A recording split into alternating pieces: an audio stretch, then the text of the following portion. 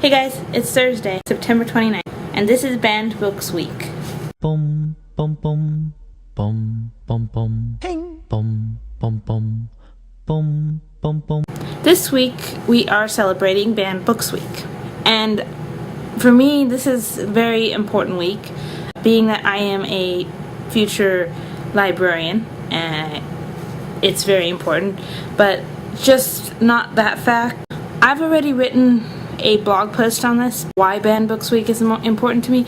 I'll go ahead and link it below, but I'm going to give a basic rundown for the rest of the people who haven't read it.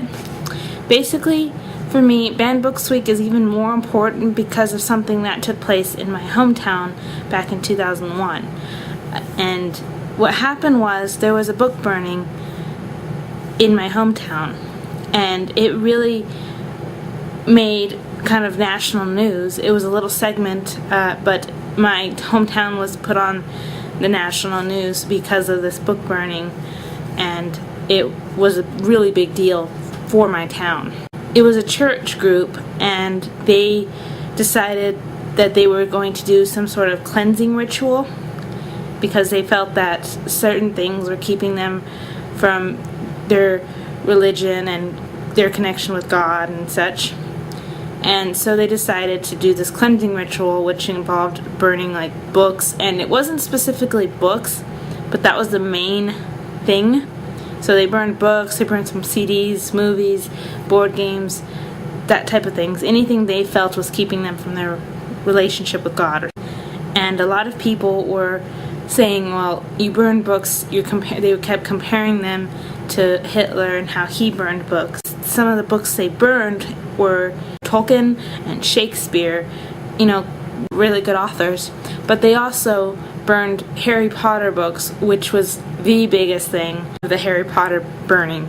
They thought the books were not appropriate. They felt they were satanic in nature and taught witchcraft and wizardry to students. And it was basically the Harry Potter books were the main focus. And at the time, my hometown library had a display up for the first movie coming out, and they continued the display, and there was people on who were supportive of the library and the whole fact that they were burning books. They made donations to our hometown library so that they could buy more copies. So it was nice because this week reminds me of just that incident and how people will fight for the right to read, and that is why this week is a lot more important to me than just me being a library student. I feel as though every book deserves to be read regardless of the nature, and it's up to the parent to decide what their child should read and what they to set limits. It's up to the parents to set the limits. They should not limit what other people's children should read.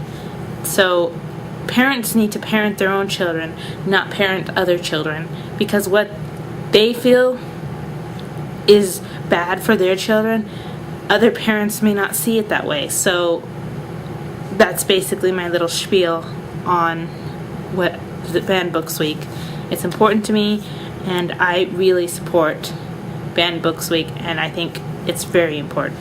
So also in honor of Banned Books Week, I kind of went through my bookshelf to see which actual books I have that are banned or challenged, and it turns out I actually have quite a few. First off, we are going to start with our favorite book series of this group. We have, of course, Harry Potter and the Sorcerer's Stone. We also have The Hunger Games, which, Travis, you just read it this week, and you said it was pretty good. I started reading it, and I haven't quite finished it yet, just because I haven't. So then we have a fairly classic children's book, James and the Giant Peach. Erin mentioned this one in her video on that top 10 books. It's part of a series. It's called TTYL by Lauren Myracle. Another book, obviously, because once you see the title, you'll obviously know why it was banned. It's The Witches So another Roald Dahl book, which personally I love Roald Dahl, one of my favorite authors of all time. So, but yes, The Witches. And then we have another favorite of our group, Looking for Alaska. John Green has talked about this book and how some places have banned it. And then finally, I don't really want to admit that I have this, but I do, and I've read it. We have Twilight. Yes, I have the book. No, it's not one of my favorites. And then also this week, I decided to get to read at least one banned book, or at least start reading one. And I was looking at the top 10 list that Aaron talked about, and I found this book to be very interesting because it had a lot of those darts in that picture. It had a lot of things that were marked it and made it a banned book, and it intrigued me. So I felt like, well, all those things, I have to go read it. So the book is called The Perks of Being a Wallflower, and so far I really enjoy this book. It is amazing, and I think this book is brilliant, really.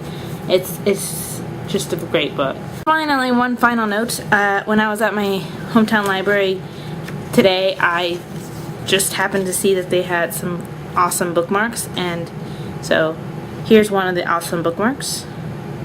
Free your mind, read a banned book. They have read, speak, and no. And it basically just says, Banned Books Week, celebrate your freedom to read on the back. I think everybody deserves to read.